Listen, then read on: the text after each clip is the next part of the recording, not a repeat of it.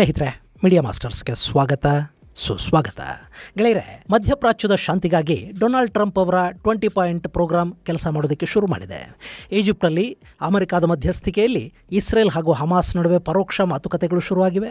Israel ಮೇಲೆ ದಾಳಿ ನಡೆದ 2ನೇ ಕರಾಳ ವರ್ಷಾಚರಣೆಯ ಹಿಂದಿನ ದಿನ ಆರಂಭವಾಗಿರೋ ಈ ಮಾತುಕತೆಗಳು ಗಾಜಾ ಪಟ್ಟಿಯಲ್ಲಿ ಶಾಂತಿ ನೆಲೆಸೋ ಹಾಗೆ ಮಾಡುತ್ವಾ, ಅಥವಾ ಇಸ್ರೇಲ್ ಹಾಗೂ ಹಮಾಸ್ ಎರಡೂ ಇಲ್ಲಿ ಸಮಯ ತಗೊಳ್ಳೋದಕ್ಕೆ ಪ್ರಯತ್ನ ಪಡ್ತಾ ಇವೆಯಾ? ಈ ಶಾಂತಿ ನೆಲೆಸಿದರೆ ಯಾರಿಗೆ ಲಾಭ? ಇಷ್ಟಕ್ಕೂ ಇಸ್ರೇಲ್ ಇಲ್ಲಿ ಕದನ ವಿರಾಮವನ್ನು ಜಾರಿಗೆ ತರುತ್ತಾ? ಶಾಂತಿ ನೆಲೆಸೋದಕ್ಕೆ ಹಮಾಸ್ ಅವಕಾಶವನ್ನು ಕೊಡುತ್ತಾ ಅನ್ನೋ ಬಗ್ಗೆ ಒಂದಷ್ಟು ಮಾಹಿತಿಯನ್ನು ನಾವಿಲ್ಲಿ ನೋಡೋಣ. ಗೆಳೆಯರೆ, ಮೊನ್ನೆ ಡೊನಾಲ್ಡ್ ಟ್ರಂಪ್ ನೆತನ್ಯಾಹು ವಿರುದ್ಧ ಸಿಡಿಮಿಡಿಗುಟ್ಟಿದ್ರು.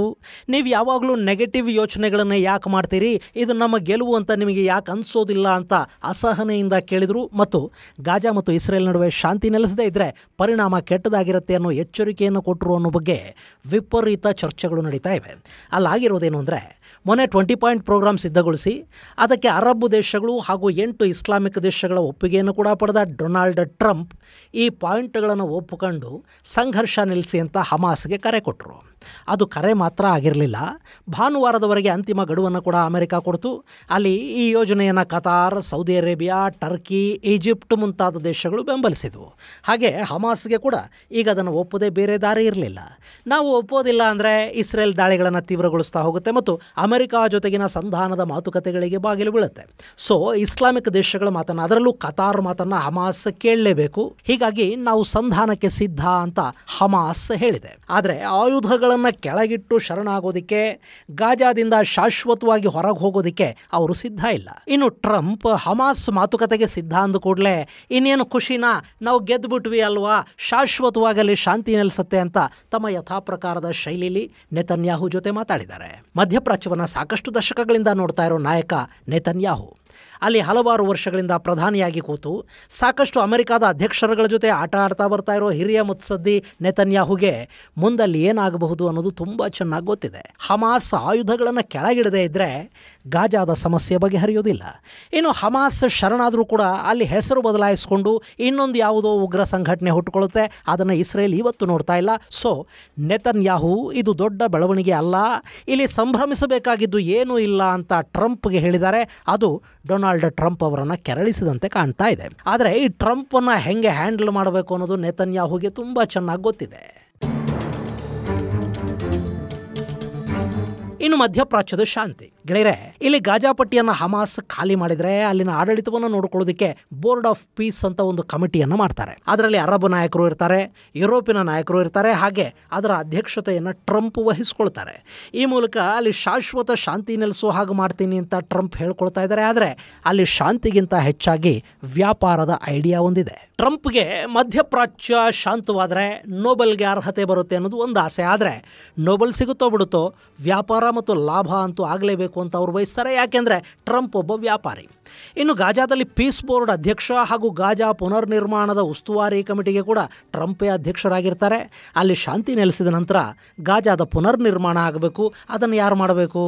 ಅಲ್ಲಿ ಅರಬ್ ದೇಶಗಳು ಹೂಡಿಕೆ ಮಾಡುತ್ತವೆ. ಟ್ರಂಪ್ ಅವರ ಅಳಿಯ ಜರೆಡ್ ಕುಶ್ನರ್ ಅಲ್ಲಿಗೆ ಬರ್ತಾರೆ. ಆತನ ರಿಯಲ್ ಎಸ್ಟೇಟು ಅಲ್ಲಿ ವಿಕಾಸಗೊಳ್ತಾ ಹೋಗುತ್ತೆ. ಈಗಾಗಲೇ ಮಧ್ಯಪ್ರಾಚ್ಯದಲ್ಲಿ ಸಾಕಷ್ಟು ಇನ್ವೆಸ್ಟ್ ಮಾಡ್ತಾ ಇರೋ ಕುಶ್ನರ್ಗೆ ಇದು ಟ್ರಂಪ್ ಕೊಡಬಹುದಾದ ದೊಡ್ಡ ಗಿಫ್ಟು. ಮಜಾ ಏನು ಗೊತ್ತಾ? ಈಗ ಇಸ್ರೇಲ್ ಹಾಗೂ ಹಮಾಸ್ ನಡುವೆ ಶಾಂತಿ ಮಾತುಕತೆಗಳು ಬ್ಯಾಕ್ಡೋರಲ್ಲಿ ಶುರುವಾಗಿವೆ ಅಲ್ವಾ? ಅದರ ಮಧ್ಯಸ್ಥಿಕೆಯನ್ನು ಅಮೆರಿಕಾದ ಕಡೆಯಿಂದ ವಹಿಸಿಕೊಂಡಿರುವುದು ಇಬ್ಬರು ಪ್ರಮುಖ ವ್ಯಕ್ತಿಗಳು.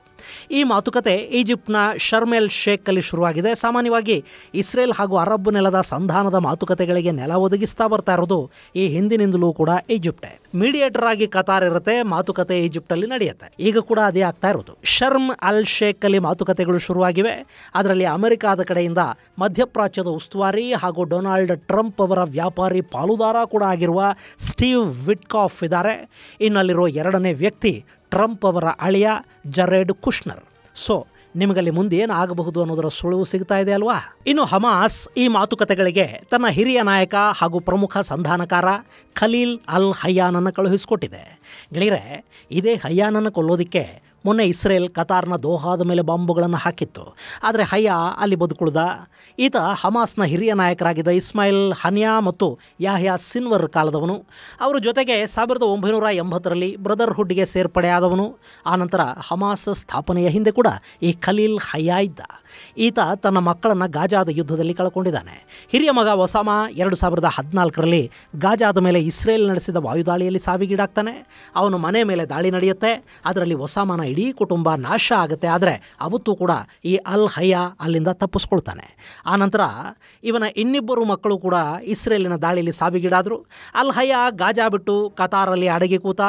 ಅಲ್ಲಿಂದಲೇ ಇರಾನ್ ಹಾಗೂ ಇನ್ನಿತರ ಇಸ್ಲಾಮಿಕ್ ದೇಶಗಳ ಜೊತೆ ಸಂಪರ್ಕವನ್ನು ಸಾಧಿಸಿ ಯಾಹ್ಯಾ ಸಿನ್ವರ್ ಮತ್ತು ಇಸ್ಮಾಯಿಲ್ ಹನ್ಯಾ ಜೊತೆ ಗಾಜಾದಲ್ಲಿ ಏನು ಮಾಡಬೇಕು ಅನ್ನೋದನ್ನು ಪ್ಲಾನ್ ಮಾಡ್ತಾ ಅದನ್ನು ಜಾರಿಗೆ ತರ್ತಾ ಇದ್ದ ತಂಡದ ಪ್ರಮುಖ ಸದಸ್ಯನಾಗಿ ಇವನು ಉಳ್ಕೊಂಡ. ಈತನ ಹತ್ಯೆಗಾಗಿ ಇಸ್ರೇಲ್ ಸಾಕಷ್ಟು ಬಾರಿ ಪ್ರಯತ್ನ ಪಡ್ತಾದರೂ ಅದು ಇದುವರೆಗೆ ಸಾಧ್ಯ ಆಗಿಲ್ಲ.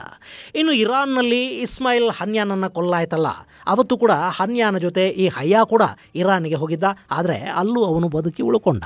ಈಗ ಹಯ್ಯಾ ಹಮಾಸ್ನ ಅತ್ಯಂತ ಪ್ರಮುಖ ನಾಯಕ ಅನ್ನಿಸ್ಕೊಳ್ತಾ ಇದ್ದಾನೆ. ಅವನನ್ನು ಪ್ರಮುಖ ಸಂಧಾನಕಾರನನ್ನಾಗಿ ಕತಾರ್ ಮತ್ತು ಹಮಾಸ್ಗಳು ಆಯ್ಕೆ ಮಾಡಿವೆ ಮತ್ತು ಹಯ್ಯಾ ಈಜಿಪ್ಟ್ಗೆ ಬಂದಿಳಿದಿದ್ದಾನೆ. ಗೆಳೆಯರೆ, ಇಲ್ಲಿ ಸಂಧಾನಕ್ಕೆ ಹಯ್ಯಾ ಬಂದಿದ್ದಾನೆ ಅನ್ನೋ ಕಾರಣಕ್ಕೇ ಈ ಮಾತುಕತೆಗಳು ಸಫಲ ಆಗತ್ವಾ ಅನ್ನೋ ಅನುಮಾನಗಳಲ್ಲಿ ಹುಟ್ಟುತ್ತಾ ಇರೋದು. ಸಾಮಾನ್ಯವಾಗಿ ಸಂಧಾನಕಾರ ನ್ಯೂಟ್ರಲ್ ಮನಸ್ಥಿತಿಯವನಾಗಿರಬೇಕು. ಆದರೆ ಖಲೀಲ್ ಹಯ್ಯಾ ಮಾತುಕತೆಗೆ ಬರುವಾಗಲೇ ಇದು ಇಸ್ರೇಲಿನ ಸೋಲು, ನಾವು ಯಹೂದ್ಯರ ವಿರುದ್ಧದ ಯುದ್ಧವನ್ನು ಗೆದ್ದು ಬಿಟ್ಟಿದ್ದೀವಿ, ನಮ್ಮ ಯುವಕರ ಬಲಿದಾನದ ಕಾರಣಕ್ಕಾಗಿಯೇ ಇವತ್ತು ಇಸ್ರೇಲ್ ಸಂಧಾನಕ್ಕೆ ಬರ್ತಾ ಇದೆ, ಮಂಡಿಯೂರಿ ಕುಳಿತುಕೊಳ್ತಾ ಇದೆ ಅಂತೆಲ್ಲ ಮಾತಾಡಿದ್ದಾನೆ. ಇದು ಇಸ್ರೇಲನ್ನು ಕೆರಳಿಸ್ತಾ ಇದೆ. ಮತ್ತು ಈ ಮಾತುಕತೆಗಳ ಹಿಂದೆ ಸಂಧಾನ ಅನ್ನೋದು ಯಶಸ್ವಿ ಆಗಬಾರ್ದು ಅನ್ನೋ ಬಯಕೆ ಹಾಗೆ ಹಮಾಸನ್ನು ಹಾಗೆ ಉಳಿಸಿಕೊಳ್ಳುವ ಉದ್ದೇಶ ಎರಡೂ ಕೂಡ ಕಾಣ್ತಾ ಇವೆ. ಗೆಳೆಯರೆ, ಇಲ್ಲಿ ಹಮಾಸ್ ಯಾವುದೇ ಕಾರಣಕ್ಕೂ ಆಯುಧಗಳನ್ನು ಕೆಳಗಿಟ್ಟು ಸಂಪೂರ್ಣ ಶರಣಾಗೋದಿಲ್ಲ. ಇನ್ನು ಗಾಜಾನ ಡಿಸಾರ್ಮ್ ಮಾಡದೇ ಇದ್ದರೆ ಇಸ್ರೇಲ್ ಅದನ್ನು ಶಾಂತಿ ಅಂತ ಭಾವಿಸೋದೂ ಇಲ್ಲ. ಯಾಕೆಂದರೆ ಅಲ್ಲಿಂದ ದಾಳಿಗಳು ಆಗಾಗ ಆಗೋದಕ್ಕೆ ಶುರುವಾಗುತ್ತವೆ ಮತ್ತು ಅಂಥ ದಾಳಿಗಳಾದಾಗಲೆಲ್ಲ ಇಸ್ರೇಲ್ ಅದಕ್ಕೆ ಪ್ರತಿಕ್ರಿಯೆಯನ್ನು ಕೊಡ್ತಾ ಹೋಗುತ್ತೆ. ಇನ್ನು ಇಸ್ರೇಲ್ಗೆ ದಾಳಿ ಆಗಲೇಬೇಕು ಅಂತ ಕೂಡ ಇಲ್ಲ.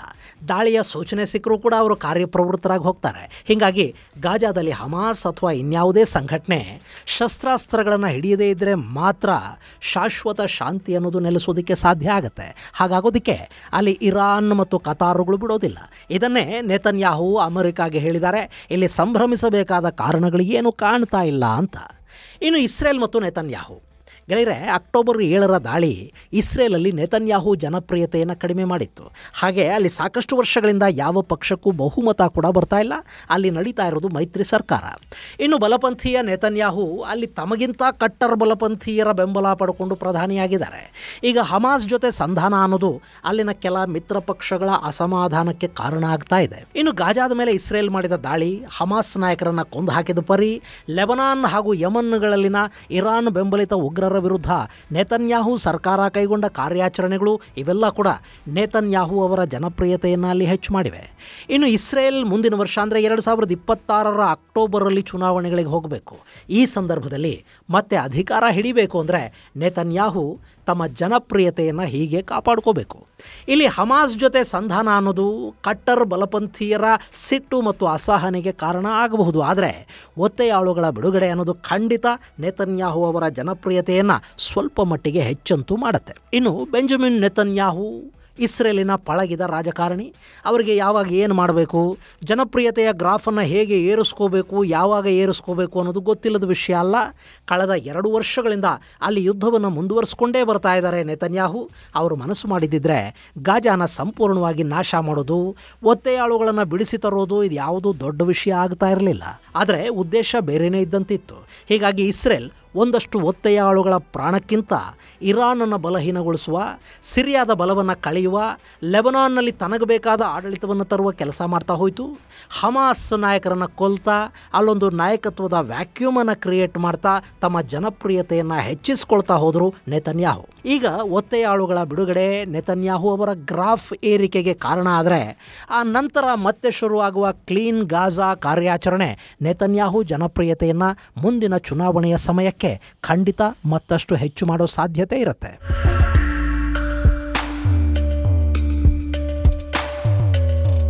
ಇನ್ನು ಟ್ರಂಪ್ ಗಾಜಾನ ರಿಯಲ್ ಎಸ್ಟೇಟ್ಗೆ ಬಳಕೆ ಮಾಡಬೇಕು, ಲಾಭ ಮಾಡ್ಕೋಬೇಕು ಅನ್ನೋ ಯೋಚನೆಯ ಜೊತೆಗೆ ಅಲ್ಲಿ ಶಾಂತಿ ನೆಲೆಸಬೇಕು ಅನ್ನೋ ಉದ್ದೇಶವನ್ನು ಕೂಡ ಇಟ್ಟುಕೊಂಡಂತೆ ಕಾಣ್ತಾ ಇದ್ದಾರೆ.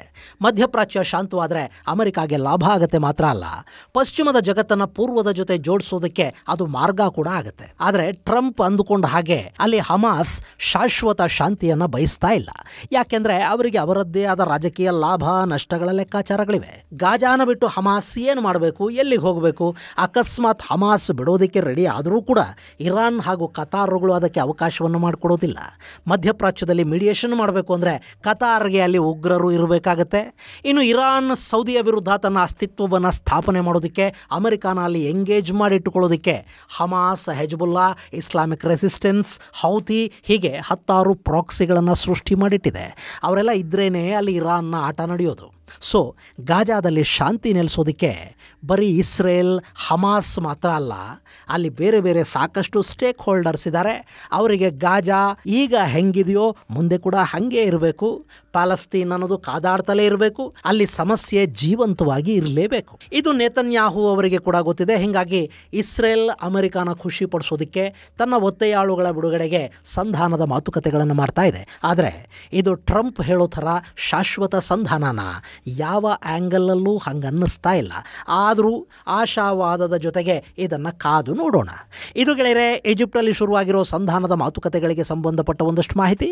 ಮುಂದಿನ ಸಂಚಿಕೆಯಲ್ಲಿ ಮತ್ತಷ್ಟು ವಿಶೇಷಗಳ ಜೊತೆ ಮತ್ತೆ ಭೇಟಿಯಾಗೋಣ. ಅಲ್ಲಿವರೆಗೆ ಜೈ ಹಿಂದ್, ಜೈ ಕರ್ನಾಟಕ.